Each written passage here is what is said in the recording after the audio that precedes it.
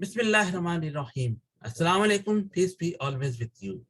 Welcome to Global Light Path. I am Irshad Mahmood from Toronto, Canada. Topic is उम्मत की यकजहती और इत्तेहाद. आज जिधर देखो एक नया फितना बढ़पा है. हर तरफ 1.5 ईंट की मस्जिद बनाया हुआ है जिसकी बुनियादी वजह कुरान से कोसों दूरी है. मुनाफकत की इंतहा है, फिर भी दावा है कि हम मुसलमान हैं. हुक्म किसी का नहीं बजुज अल्लाह के. जब लोगों ने फरमाइश की कि कोई और कुरान ले आओ या कम अज कम उसमें कोई तब्दीली करा दो, तो वही आ गई कि कह दो कि ये मेरे इख्तियार में नहीं कि फरमाइशी प्रोग्राम ला कर दूँ, क्योंकि अल्लाह की सुन्नत तब्दील नहीं होती.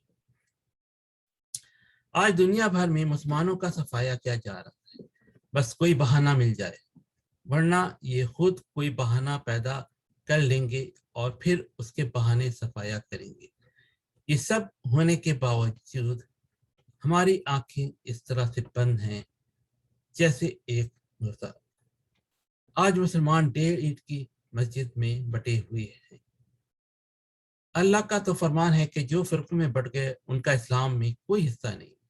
वो मुसलमान नहीं, खा कितना ही दावा करे, उनका दावा झूठा है और अल्लाह को नापसंद है. फिरकों में बटने से कुव्वत बहुत कमजोर हो पड़ जाती है और शैतान उससे बहुत फायदा उठाता है. आज चांद का मसला हो या कोई और बात, फिरकाबाजी हर जगह फैली हुई है. उसकी बुनियादी वजह कुरान से दूरी है. अल्लाह ने तो साफ साफ बता दिया है कि चांद हज की तारीख मुकर्रर करने के लिए है और हज तो सिर्फ मक्का में होता है और चांद भी सिर्फ मक्का के मुताबिक तमाम दुनिया के लिए है. आइए हम सब मिलकर अल्लाह के घर खाना काबा के मुताबिक उम्मत की यकजहती के लिए मिलकर रमज़ान व ईद मनाते हैं. नमाज, रोज़ा, ज़कात, हज, उम्रा, गर्ज, हर इबादत कुरान की रोशनी में यकजहती के साथ करते हैं.